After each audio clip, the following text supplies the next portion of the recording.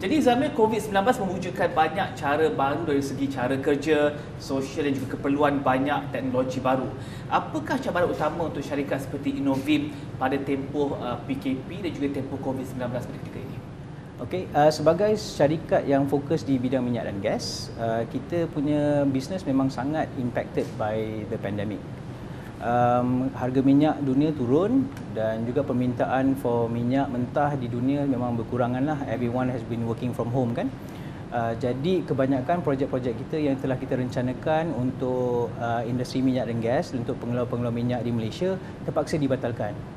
Jadi daripada situ kita melihat, kita semak semula kita punya sales projection untuk tahun 2020 dan kita terpaksa revise, turunkan kita punya sales target sebanyak 90%.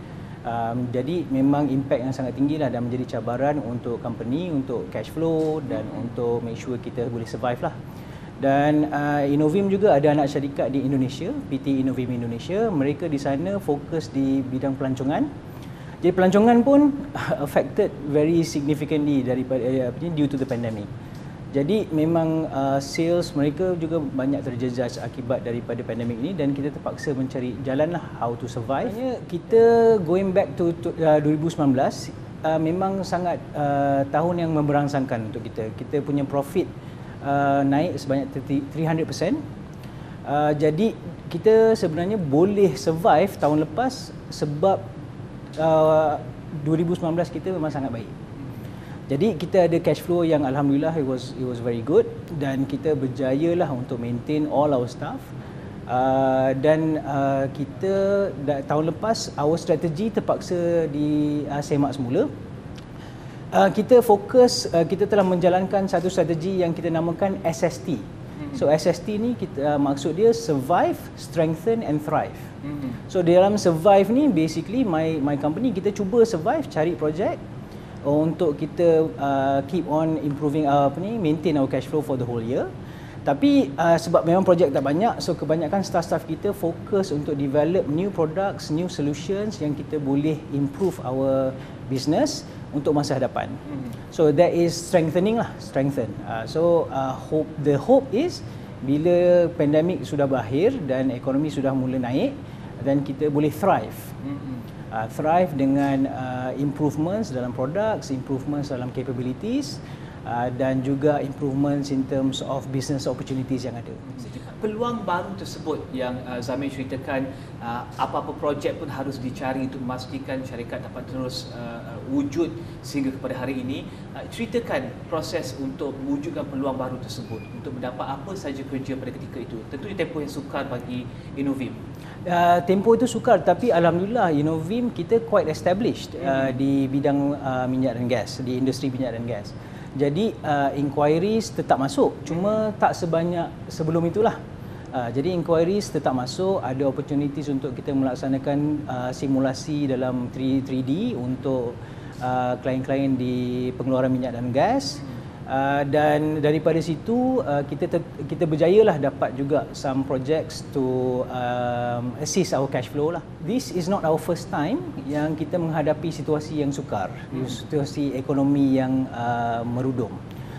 Back in 2015, tahun 2015 itu kali pertama harga minyak mentah jatuh.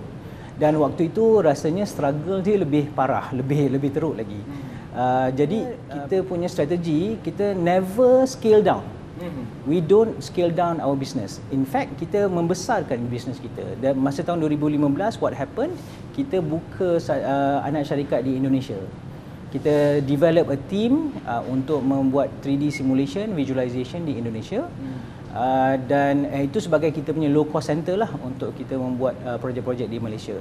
Tapi bagi usahawan di luar sana, ketika tempoh masalah ekonomi, rakyat tidak berbelanja, itu adalah mungkin tempoh yang sesuai bagi mereka untuk mengecekkan operasi untuk memastikan bahawa mereka dapat kekalkan kehidupan syarikat tersebut sehingga melepasi tempoh sukar itu. Tapi bagi Innovim ini adalah peluang untuk pengembangan. Kenapa begitu? Kita di waktu sukar itu adalah masa untuk kita prepare for the future. Jadi sebenarnya daripada tahun lepas kita telah menambah tim daripada 14 orang ke 21 orang. So saya tambah dalam 8 orang new people di bahagian marketing, di bahagian PR, social media dan di bahagian content development. Jadi itu semua part of kita punya strengthening strategy yang saya bincangkan tadi. Dan daripada situ kita walaupun kita tahu ekonomi jatuh, tapi dia takkan jatuh selama-lamanya. Tapi dengan bantuan MTDC misalnya, MTDC membantu dengan providing funding, dana. Jadi kita confident lah untuk invest, kita pindah ke office baru, kita ada new people dan kita prepare for the future. So itu cara untuk cara what we have done lah masa pandemik tersebut untuk kita maintain our survivability. Saya tertarik dengan apa yang Zamir katakan sebentar tadi, iaitu tambah orang dalam bidang PR, comms dan juga social media. Adakah ini strategi untuk meningkatkan lagi visibility syarikat ini di luar sana? Yes, betul. Kita sebelum ini kita cakap kita company digital, kita tech company. Tapi our presence di alam cyber memang sangat minimal. You know, biasalah startup mungkin kita kena jaga cash flow, kita kena jaga, kita tak boleh sebarangan lah ambil orang, you know. Jadi from our point of view, memang strategi, part of strengthening strategy is kita kena ada menambahkan visibility di alam social media lah. Jadi that's one of the ways yang kita buat. So kita employ 2 orang PR staff dan mereka lah yang telah bertungkus lumus untuk membantu kita improve our visibility dekat social media. Okey, Zamir, kita akan beri berehat seketika. Lepas ni kita nak rewind sikit, kita nak bercerita tentang bagaimana Innovim dimulakan dan juga apakah visi pada ketika itu. Adakah masih sama pada ketika ini, dan kita akan beri berehat seketika, kembali selepas ini.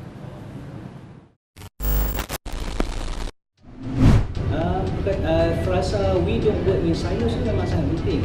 Sebenarnya salah satu daripada kepentingan IR 4.0 adalah integration of different technologies. Jadi kita ada teknologi misalnya artificial intelligence, machine learning, ataupun kita ada teknologi cloud computing, kita ada teknologi IoT sensors. Sebenarnya part of IR 4.0 kita kena integrate semua teknologi itu untuk bekerjasama dan membangunkan ataupun membantu syarikat-syarikat industri untuk bertambah efisien dan mengimprove profitability di masa panjang. Jadi kita ada platform yang sangat penting di MTDC. MTDC mereka ada Center of 9 Pillars. Di Center of 9 Pillars mereka mengumpulkan syarikat-syarikat dengan kepakaran digital di bahagian masing-masing. Misalnya yang saya mention tadi lah, di artificial intelligence, di IoT sensors, cloud computing. Hanya dengan itu kita boleh bekerjasama dengan syarikat-syarikat dengan kepakaran masing-masing, dengan kepakaran khusus untuk kita provide services yang holistik kepada kita klien-klien kita di luar sana. Dan Zamir, mungkin Zamir boleh ceritakan bagaimana Innovim dimulakan dan juga apakah visi dan strategi pada ketika itu? Okey, Innovim dimulakan pada tahun 2013 dan di waktu itu saya melihat ada keperluan untuk 3D simulation services lah for the oil and gas industry. Jadi kita masa bermula dulu memang fokus hanya di oil and gas.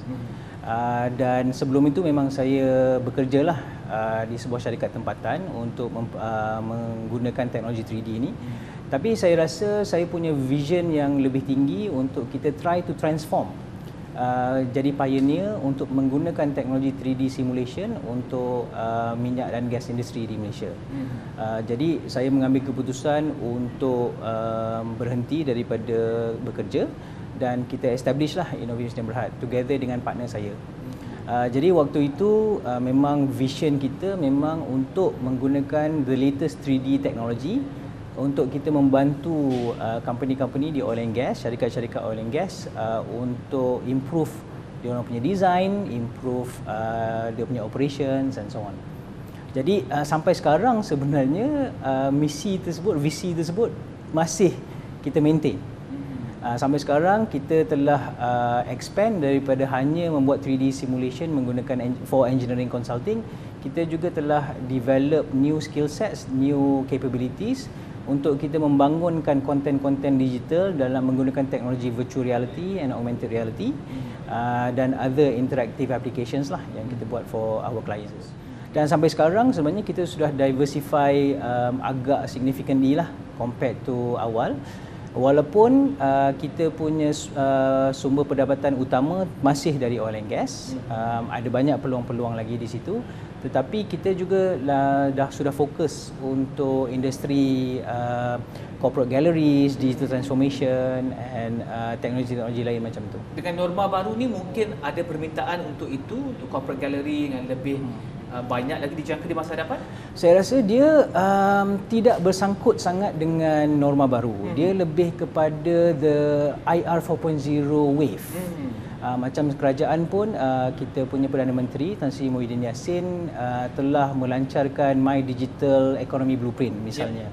Jadi ini menunjukkan yang awareness dan kemahuan untuk negara kita bergerak ke ekonomi digital. New norma ni mungkin kita impactnya kepada work from home, new ways of working and things like that. Tapi secara overall, the growth datang daripada pendekatan lebih digital yang kerajaan kita telah establish. Dan wave ni, IR 4.0 bukan hanya di Malaysia. Dia juga di Indonesia, di Thailand, di Philippines, Vietnam. In fact, the whole region, everyone is going digital. Jadi for me, inilah yang membantu Innovim untuk terus kekal di industri ini dan membangun dan strengthen our capabilities untuk kita memenuhi permintaan-permintaan baru ni. Ada satu frasa dekat laman web Innovim, itu we don't work in silos. Mungkin Zabi boleh ceritakan kerjasama dengan MTDC tersebut, di manakah peluang yang di situ, apakah yang dapat dibangunkan daripada kerjasama tersebut? Ya, frasa we don't work in silos itu memang sangat penting. Sebenarnya salah satu daripada kepentingan IR 4.0 adalah integration of different technologies. Jadi kita ada teknologi misalnya artificial intelligence, machine learning, ataupun kita ada teknologi cloud computing, kita ada teknologi IoT sensors. Sebenarnya part of IR 4.0 kita kena integrate semua teknologi itu untuk bekerjasama dan membangunkan ataupun membantu syarikat-syarikat industri untuk bertambah efisien dan mengimprove profitability di masa panjang. Jadi kita ada platform yang sangat penting di MTDC. MTDC mereka ada Center of Nine Pillars. Di Center of Nine Pillars mereka mengumpulkan syarikat-syarikat dengan kepakaran digital di bahagian masing-masing.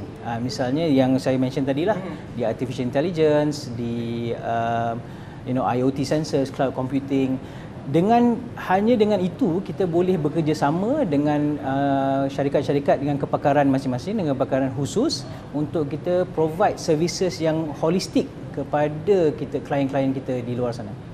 Jadi memang ada kerjasama dengan syarikat-syarikat lain, dengan teknologi-teknologi developer lain yang berbeza. Betul. Okay. Sekarang ini misalnya saya membuat kita fokus di Innovim 3D visualization. Okay. Tapi bila kita membuat 3D visualization, data yang kita cuba kita visualizekan perlulah data yang bermakna. Data yang telah analyze, data yang telah di-collect. Jadi data-data tersebut datang daripada IoT sensors dan mereka telah kena di-analyze through artificial intelligence dan different algorithms yang ada, dan baru kita boleh visualizekan data-data tersebut dalam keadaan 3 dimensi yang lebih bermakna untuk klien-klien kita. Jadi integration of technology memang telah dimulakan dan memang kita ada projek-projek yang kita membangunkan sebegitu rupa. Okey, paling ringkas selepas ini ke mana? Okey, Innovim kita sebenarnya kita ada business plan kita sendiri. Business plan kita nak be a regional player. Sekarang ini kita alhamdulillah kita telah menembusi pasaran Indonesia. Jadi our next target is for other countries di Southeast Asia lah.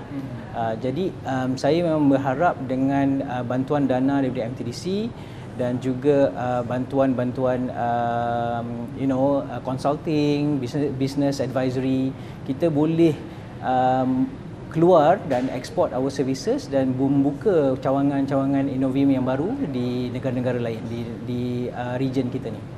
Okey, terima kasih Zamir.